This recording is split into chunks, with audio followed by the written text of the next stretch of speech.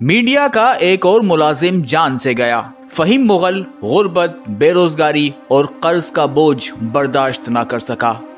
खुदकुशी से एक रोज कबल इसने अपनी बीवी से कहा कि अपनी तमाम तर कोशिश के बावजूद मैं अपने बच्चों की ज़रूरियात पूरी नहीं कर पाता, ना इनकी छोटी छोटी ख्वाहिशात का ख्याल रख पाता हूँ।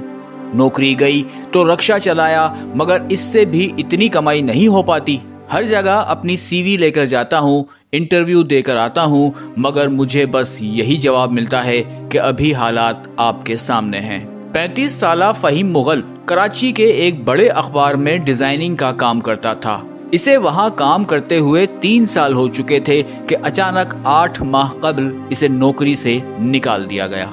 फिर इसके बाद इसे मीडिया में कभी नौकरी नहीं मिली।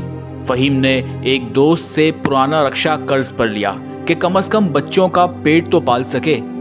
रक्षा पुराना था, आए रोज खराब हो जाता था। वो जो कमाता था इसमें से भी बड़ा हिस्सा रक्षे की मरम्मत पर लग जाता था। यूं बच्चों की तालीम, कपड़े या दीगर जरूरियात पूरी करना फहीम का ख्वाब ही बनकर रह गया था। फहीम की बेवा ने बताया कि इनके शोहर जब भी इनसे परेशानियों का जिक्र करते तो वो इन्हें हौसला देती थी और यही कहती थी कि आपको अपनी 5 बच्चियों और एक बच्चे के लिए जिंदा रहना है। फहीम मुगल ने कम से कम 2 बार इससे कबल भी खुदकुशी की कोशिश की थी, मगर इनकी अहलिया ने हर बार इनकी ये कोशिश नाकाम बना दी।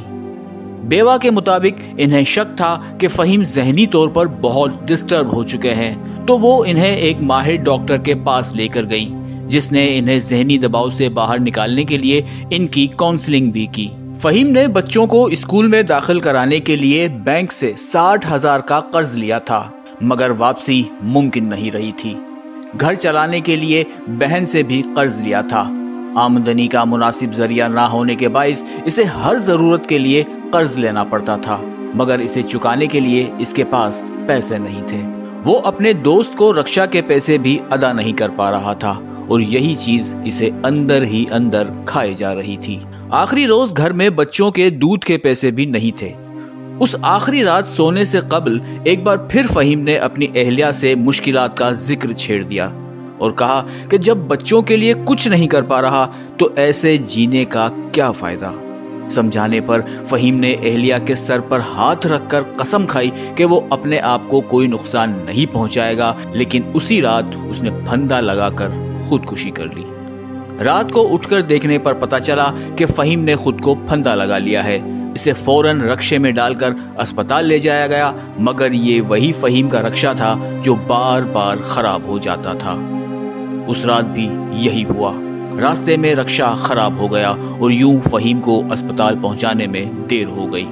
डॉक्टरों ने कहा कि अगर उसे 20 मिनट पहले भी लाया जाता तो इसकी जान बचाई जा सकती थी।